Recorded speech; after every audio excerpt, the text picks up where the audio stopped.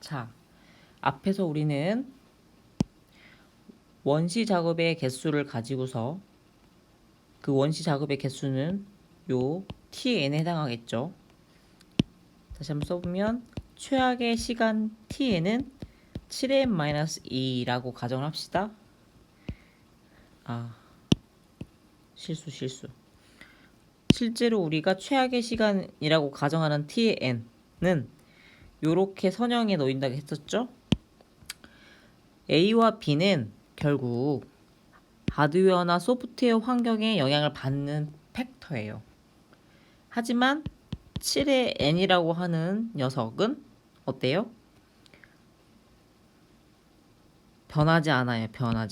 그쵸? 그래서 우리는 이 녀석을 실행시간 tn을 고유한 속성이다라고 얘기합니다. 다시 얘기지만 7의 n은 선형의 증가 관계에 있어요. A와 B 값에 의해서. 하지만 그 자체 팩터, 그 자체의 그 증가율이 변하지 않는다는 거죠. 증가율. 그래서 우리는 고유한 속성으로 볼 수 있고, 알고리즘의 최악의 실행 시간은 즉 이론적으로 항상 원시 작업의 개수에 의해서 결정 지어질 수가 있는 겁니다. 지금 방금 같이 이 원시 작업의 개수를 가지고 이제 우리가 알고리즘 수행 시간을 이야기하는 방법을 배울 건데요.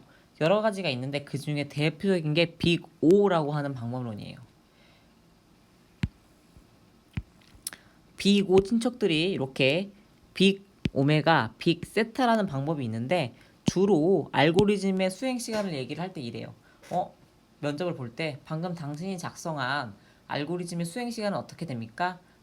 저의 알고리즘은요. 비고 n입니다. 비고 n 제곱입니다. 비고 n 로그 n입니다. 이런 식으로 대답을 하게 돼요. 자, 교수님 항상 n이라고 하는 입력 개수에 기반해서 이야기를 하고 있죠. 실제 내 알고리즘의 수행 시간을 1초입니다.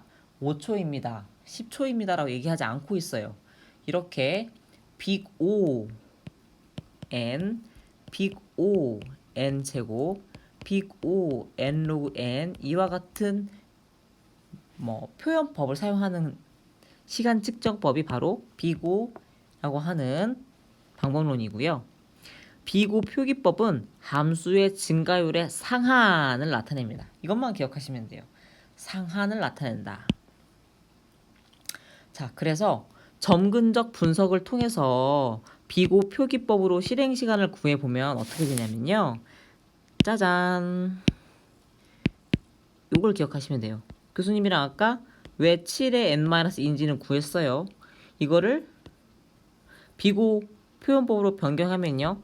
상수계수, 낮은 차수 탈락시켜요. 자, 상수계수 뭐죠?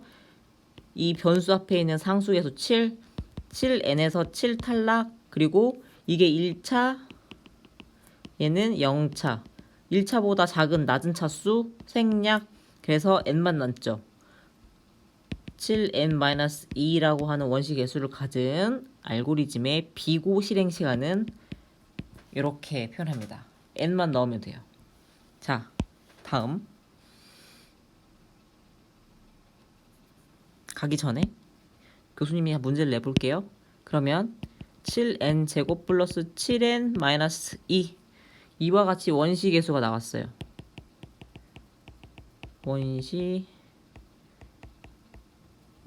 원시 작업 개수인데 교수님이 잘못 썼네요. 원시 작업 개수. 자, 그러면 얘가 2차, 얘가 1차, 얘가 0차. 가장 큰 차수 선택하고 나머지 버리고요. 낮은 차수 버린다고 되어 있죠? 그리고 상수계수 7 버려요. 그러면 얘는 뭐예요? 비고 n제곱. 오케이? 다음 넘어갑시다. 방금과 같이 상수계수와 낮은 차수의 개수를 버려서 비고 n으로 표현할 수 있다라는 것만 기억하시면 되고요. 분석의 지름길은 다음과 같아요. 자, 반복문. 그러니까 다중의 원시 작업은 뭐 이렇다. 지금까지 예를 들면 얘는 분석할 수 있잖아요. 근데 얘는 이거 더하기. 그러니까 이거 교수님 분석하지 않을게요. 지금 여러 개의 원시 작업을 하나로 나타냈기 때문에 이 다중의 원시 작업을 분석하기 위해서는 쪼개세요. 쪼개요. 예 곱하기 예. 그래서 쪼갠 다음에 그 원시 작업의 개수를 세시면 됩니다. 다음 방법문. 방법문의 수행 시간을 측정하는 방법은요. 실행 시간 곱하기 반복 횟수예요. 다음을 볼게요. 이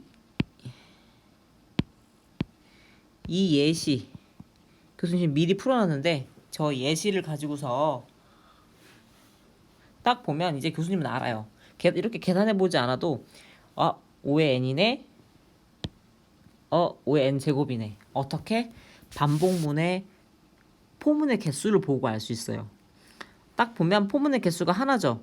그래서 얘는 비고 n이고요. 얘는 포문 2개죠. 비고 n 제곱. 포문 3개면 비고 n 3승이에요. 근데 실제로 한번 해볼게요. 일단 포문 i에 2를 대입하고 2n까지죠. 그러니까 치환 하나 있고요. ASS 그리고 i가 m 플러스 1보다 작거나 같은지를 비교하는 m 플러스 1번의 비교 있죠? 그래서 총 m 플러스 2번이고요. k는 k 플러스 1을 대입해요. 2를 더하는 산술연산과 치환하는 ASS가 있어요. 근데 포문 안에 있으니까 이 두 개의 연산이 n번 반복되네요. 그 밑에 있는 썸은 썸 플러스 i를 치환하고 있죠. 그러니까 썸에 i를 더하는 산술연산과 그 값을 썸에 대입하는 치환연산, 마찬가지로 이 두 가지가 n번 반복합니다. 포문을 위로 올라가기 위해서는 i를 증가시켜야 되겠죠. 이렇게요. 그러려면 어떻게 해요? i 더하기 1인 산술연산과 i 더하기 1을 i에 대입하는 치환연산이 있어서요. 2의 n이에요. 2n, 2n, 2n, n 더하기 2 더하면 7n 더하기 2네요. 비고 n으로 표현하는 방법에 의하면 가장 큰 차수를 남겨놓고 나머지 낮은 차수 버린 다음에 상수계에서 날려요. 그럼 어때요? 비고 n이죠. 이런 식으로 여러분들이 연습을 하다 보면 결국 반복문, 준척 반복문은 포문의 개수를 가지고 표현할 수 있다는 걸 알게 됩니다. 한번 해보세요. 자, 연속적인 반복문이 있을 때는 어떻게 분석합니까? 가장 큰 녀석을 고르시면 됩니다. 이런 예시가 있다고 가정을 합시다. 이렇게 한 덩어리 알고리즘이요. 이렇게 한 덩어리네요. 포문 하나니까 비고 n, 여기 중천문 2개니까 5의 n제곱. 그래서 얘는 5의 n제곱 더하기 5의 n이에요. 그러니까 가장 큰 녀석 선택하고 나머지 버려서 이 녀석의 분석 시간은 5의 n제곱. 조건문은 어떤가 볼까요? 이렇게 조건문이요. 조건문 역시 가장 큰 걸로 선택을 하시면 됩니다. if, else 있는데 각각 앞에 게 상수였었고 else 밑에 포문이 있어서 5의 n이에요.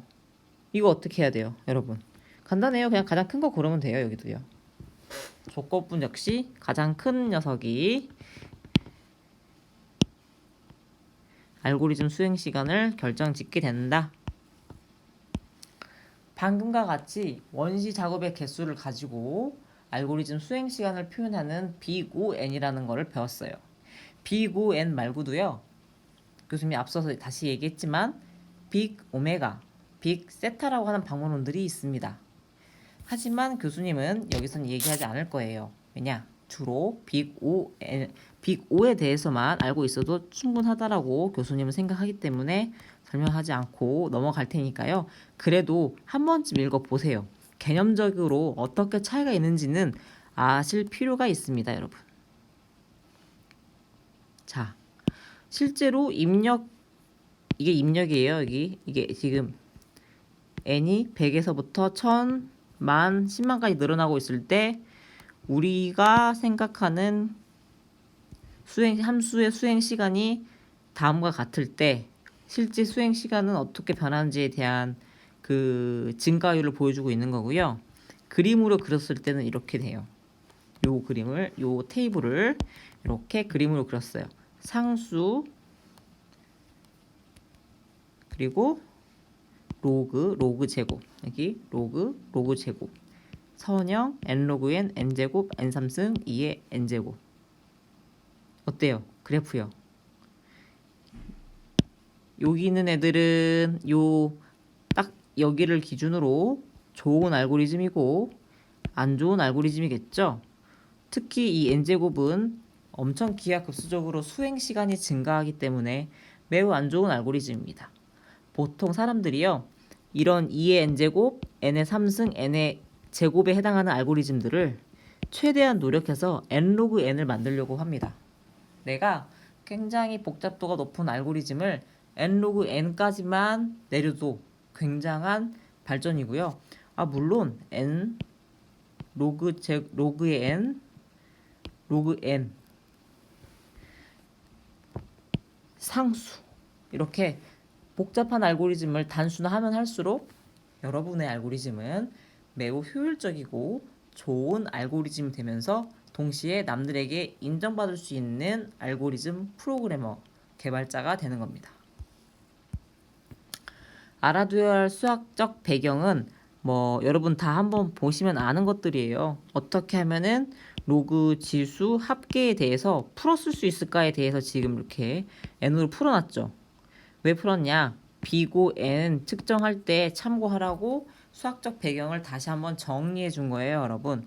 그러니까 요것들을 기억하셨다가 실제로 여러분의 알고리즘을 그 수도 코드를 기반으로 원시적 개수를 구한 후 그 원시적 개수를 통해서 비고 n으로 표현할 때 중간 과정들이 필요하게 되는데 그것들을 이해하기 쉽도록 한번 리마인드 하라는 차원에서 넣어놓은 슬라이드에 해당이 됩니다.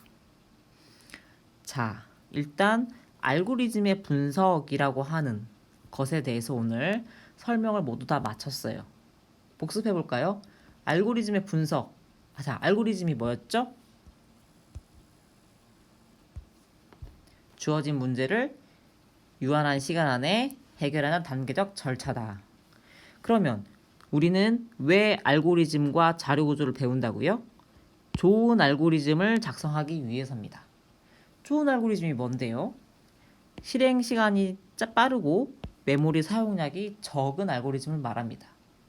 그럼 내 알고리즘이 친구들 알고리즘보다 좋다는 것을 어떻게 측정하죠? 이렇게 서로 다른 노트북을 가지고 시간을 측정하는 게 옳을까요? 아니요. 네, 그래서 우리는 하드웨어에 영향을 받지 않고 내 알고리즘의 수행 시간을 친구와 같이 논의할 수 있는 방법론에 대해서 배웠습니다. 어떻게 한다고요? 의사 코드를 가지고서 원시 작업의 개수를 센 다음에 이렇게 원시 작업의 개수를 센 다음에 비구엔 표기법에 의해서 점근 분석하면 된다. 이 점근 분석을 통해서 내 알고리즘이 친구 알고리즘보다 좋은 알고리즘이라는 것을 이야기할 수 있다. 여기까지가 오늘 알고리즘 3주차 자료구조 및 실습 3주차 알고리즘의 분석에서 배운 내용입니다. 이제 여러분이 이 배운 내용을 기반으로 실습 문제를 풀 거예요. 실습 문제 3문제가 OJ에 올라가 있는데요. 자, 그 문제를 푸실 때 여기 있는 내용들을 한번 보시고 공부하신 다음에 직접 푸시면 조금 쉽습니다. 교수님이 여기에 있는 내용의 해설은 여러분이 OJ에 있는 문제를 다 푼 다음에 해설을 한 동영상을 올려서 설명을 해드리도록 하겠습니다. 그럼 반드시 응용 문제를 직접 OJ 시스템을 통해서 해결해 보시기 바랍니다. 그럼 다음 시간에 만나요, 여러분.